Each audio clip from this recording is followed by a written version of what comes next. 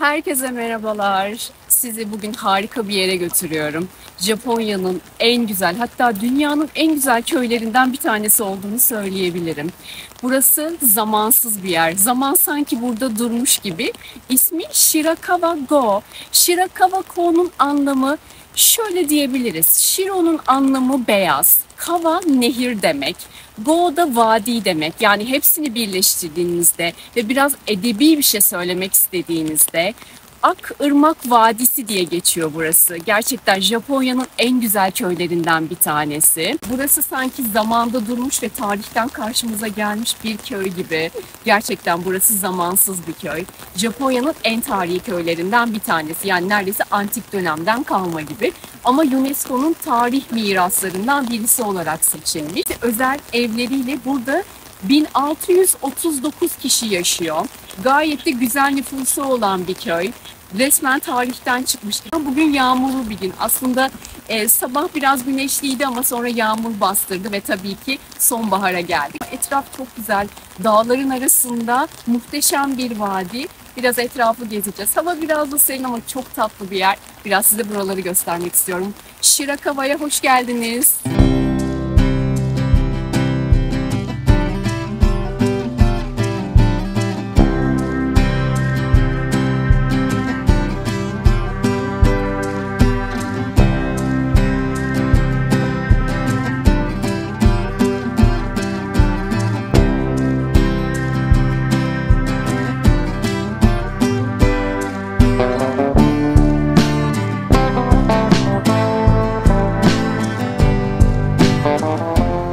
Shirakawa-go, Japonya'nın Gifu eyaletinde dağların arasında saklı bir vadide yer alan pitoresk bir köy.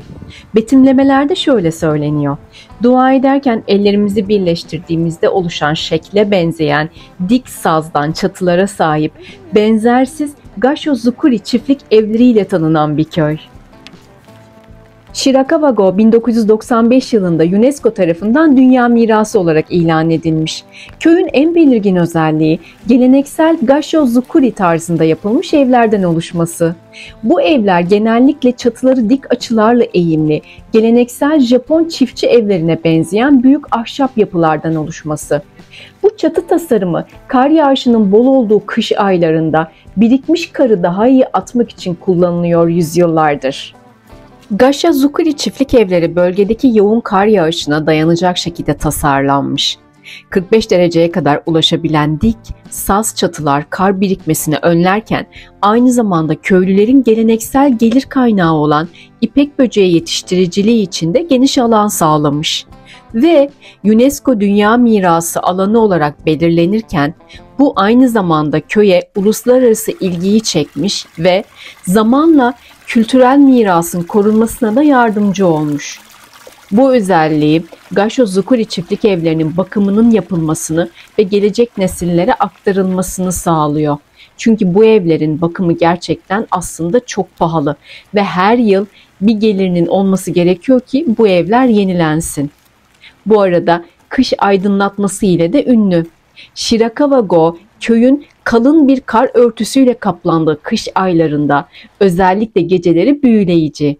Büyülü mevsimi kutlamak için köyde her yıl kış aydınlatma etkinliği düzenleniyormuş. Burası Shirakawa-go'nun en güzel evlerinden bir tanesi ve aynı zamanda bu karşıda gördüğünüzde tabii ki tapınakları her köyde olmazsa olmaz dua etmek için veya düğünlerini, özel günlerini burada kutlamak için bu tapınağa geliyorlar. Köy halkı ve etkinliklerini düzenliyorlar, dualarını ediyorlar. Bu evlerin yanma tehlikesine karşı UNESCO tarafından koruma altına alındıktan sonra her evin veya her köşe başının önüne bu tarz böyle bir kulübeler dikmişler. Kulübelerin açıkçası bu kapaklarını açtığınızda içinde tabii ki yangın söndürme aletleri ve hortumları var ve her senede bir defa bunların çalışıp çalışmadığını kontrol etmek için köyde bütün yangın söndürme hortumlarının ve çeşmelerinin kontrolü yapılıyor ve o kontrol yapılırken buralardan su fışkırıyor ve o manzarayı görmenizi isterim. İnanılmaz bir manzara. Bütün köyde aynı anda bu hortumlardan su fışkırdığı için Bir anda böyle köy inanılmaz mistik bir hale geliyor. O yüzden de bunları her sene kontrol ediyorlar. Bunlar çok önemli. Bu arada Beyaz Nehir efsanesinden de bahsetmek gerekiyor tabii ki. Yerel efsaneye göre Shogun'un alayı bir zamanlar bölgeden geçerken şiddetli bir nehirle karşılaşmışlar. Çünkü buralar gerçekten çok fazla kar ve yağmur alıyor.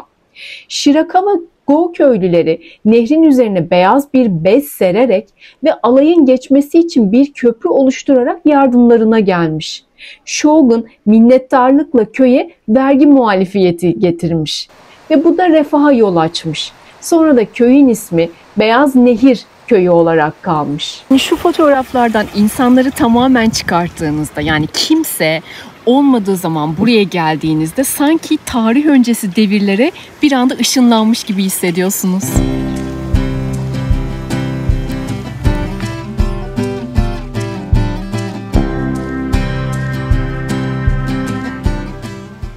Bu arada köyün koruma çabaları çok önemli. Modernizasyonun getirdiği zorluklara rağmen Shirakawa-go sakinleri geleneksel yaşam tarzlarını korumak için yoğun çaba sarf ediyorlar. Gasho-zukuri çiftlik evlerinin bakımı ve işçiliğin nesilden nesile aktarılması konusundaki kararlılık, güçlü topluluk duygusunu ve kültürel gururu yansıtıyor. Bu arada köyün etrafında çeşitli oteller var tabii ki, ama köyün içinde de ryokan oteller var. Ryokan oteller tamamen geleneksel Japon otelleri ve burada köyün içinde bir tane sadece 2 veya 3 odanın olduğu küçük bir ryokan otel var. Harika. Eğer gelirseniz mutlaka tavsiye ediyorum. Çok tatlı bir yer gerçekten. Yağmurlu da olsa, güneşli de olsa burası muhteşem görünüyor.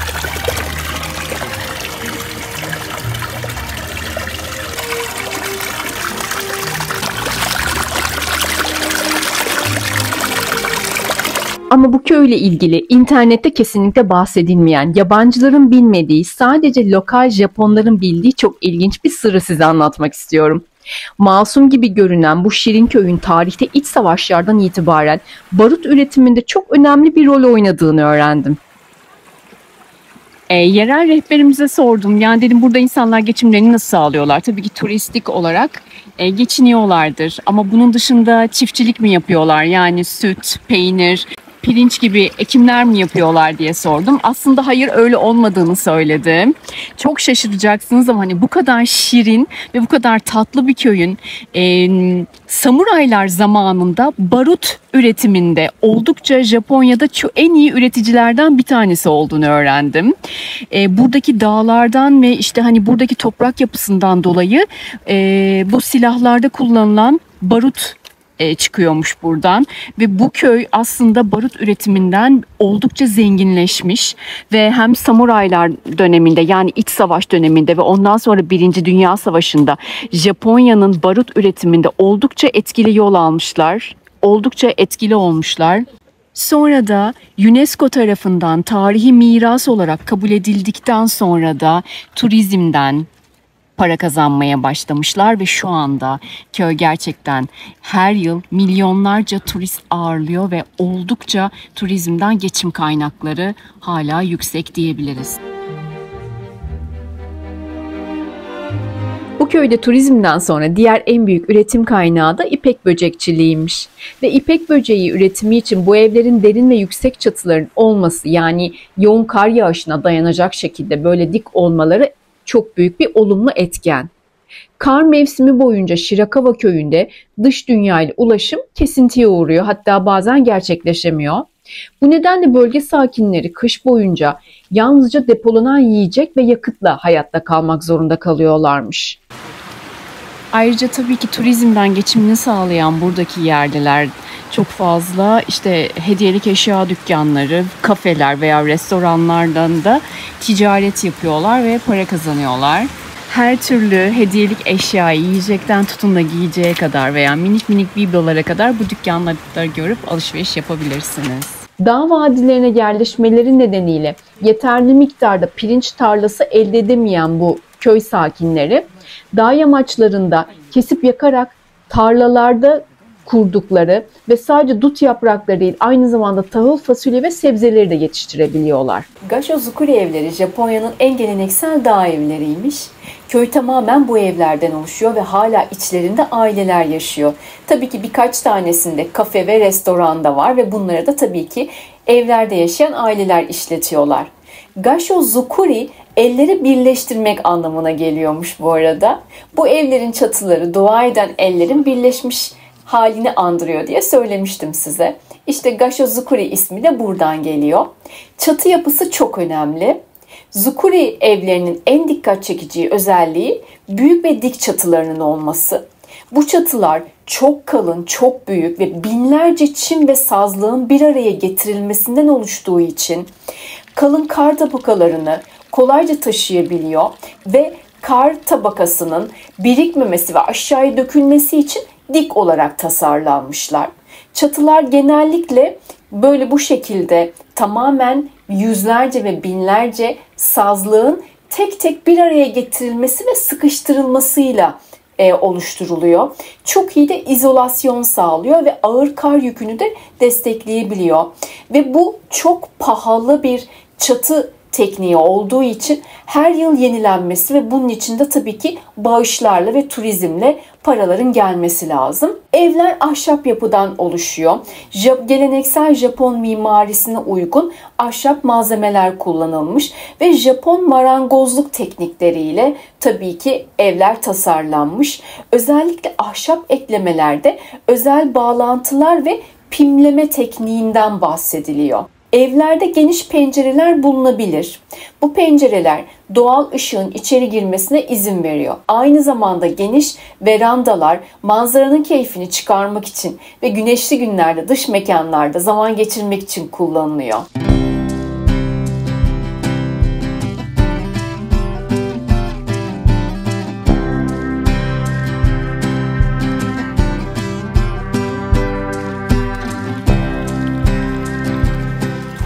Eğer Google arama motoruna Shirakawa Go yazarsanız karşınıza çıkacak ilk fotoğrafın bu olacağına inanıyorum şu anda. Burası gerçekten en ikonik noktalardan bir tanesi. Bu üç evin perspektife göre böyle düzenli bir şekilde muhteşem bir sıralanması gerçekten çok ikonik olmuş ve buraya gelen bütün turistler mutlaka burada fotoğraf çekiliyorlar. Açıkçası gerçekten muhteşem bir görüntü.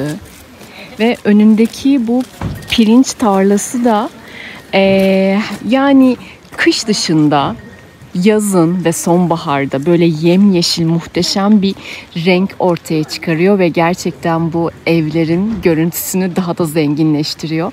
Arkada da dumanlı dağlar, yani sis inmiş dağlarla birlikte gerçekten çok masalsı bir görüntü var. Bayıldım. Buraya geldiğinizde inanın bayılacaksınız buraya.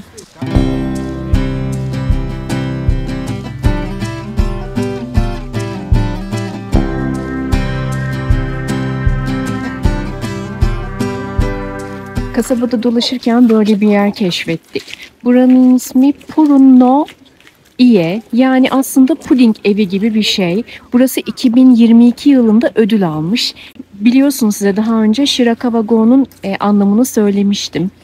Ak Nehir Vadisi veya bir yandan da Berrak Nehir Vadisi gibi de aslında düşünebiliriz. Çünkü buradaki nehir çok temiz ve özellikle balıkçılığa asla izin verilmiyor.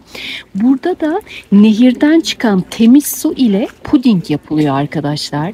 Normalde puding biliyorsunuz şeffaf olmaz ama su o kadar berrak ve o kadar temiz olduğunu iddia ediyorlar ki gördüğünüz gibi puding kasesinin alt kısmında şeffaf nehir suyu var. Üzerinde de bunların purin dedikleri bir puding şekli var.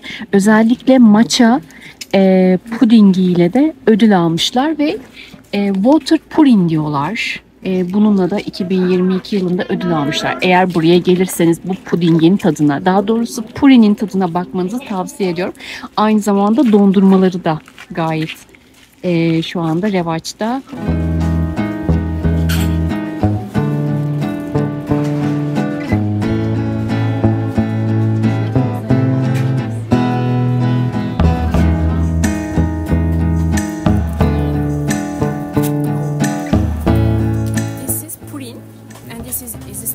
展。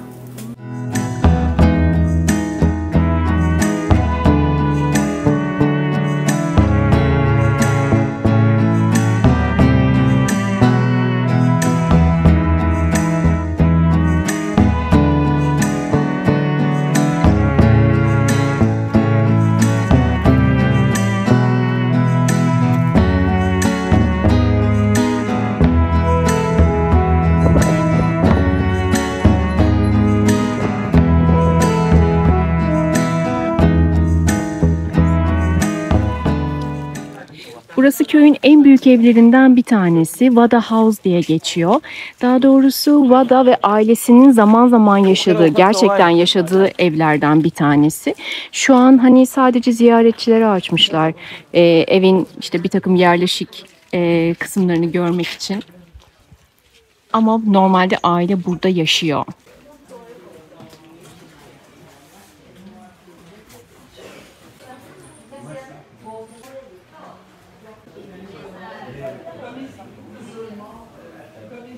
Bu köyde bazı evler müze olarak kullanılmasına rağmen veya bazıları kafe veya restoran olarak kullanılmasına rağmen hala birçoğunda gerçekten insanlar yaşıyorlar ve bu köyü hala ayakta tutmaya çalışıyorlar. Buradaki aileler birbirine çok fazla bağlılar. Hatta çocuklarını da birbirlerine karşı iyi davranmaya ve bu köy ahalisinin birbirinden kopmaması için mümkün olduğunca bağları sağlamlaştırmak için çocuklarını da eğitiyorlar.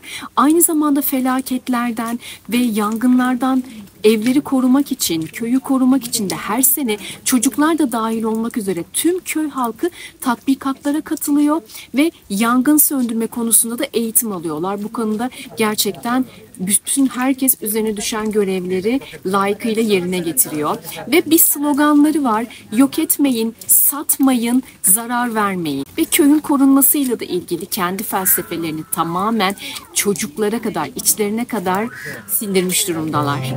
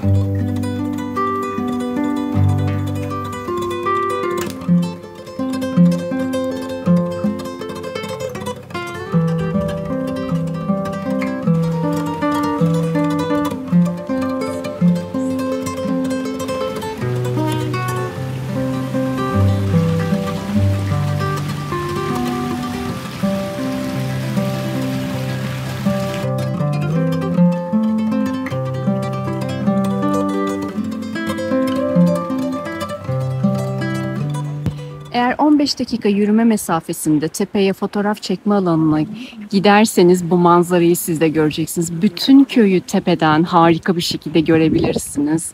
İnanılmaz güzel görünüyor ve düşünsenize yüzyıllardır bu köy bu şekilde kendini korumuş ve hala korumaya devam ediyor. Bu manzarayı görünce aklıma şu şiir geldi. Çuha çiçekleri arasından menekşeler uzatıyordu çelenklerini o yeşil çardakta. İnancım o ki her çiçek aldığı nefesin tadını doyasıya çıkarmakta. Sekip oynuyordu kuşlar çevremde. Ne düşündüklerini elbet bilemem ben. Ama sevinçleri belliydi en küçük titreyişlerinden. Esen Meltem'i yakalamak için kanatlarını açıyordu tomurcuklanan dallar. Ve düşüne bakına şu gerçeğe vardım. Orada mutluluk var. Eğer bu inanç göklerden geldiyse, şayet bu kutsal planı kurduysa tabiat, insanın insana ettiğine yas tutmakta haksız mıyım fakat? Bugün hep beraber Shirakawa Go'yu gezdik sizinle beraber. Umarım keyif almışsınızdır. Eğer buraya gelmek isterseniz Tokyo'dan Shinkansen'le 2,5 saat sürüyor. Arabayla gelirseniz çok uzun, yani 6 saatten fazla sürebilir. O yüzden Shinkansen'le, yani çok hızlı trenle gelmenizi tavsiye ediyorum. Umarım çok keyif almışsınızdır. Şu ana kadar seyrettiğiniz için çok teşekkür ediyorum. Kendinize iyi bakın. Bir sonrakine görüşmek üzere. Selamlar, sevgiler.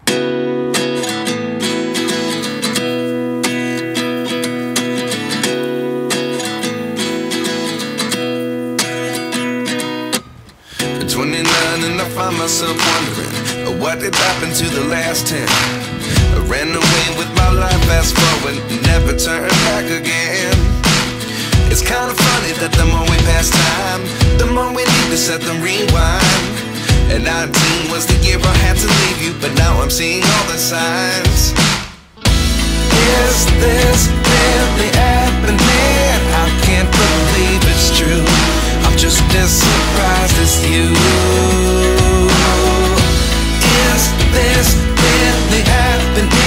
I can't be too sure, but one day I'll be yours again.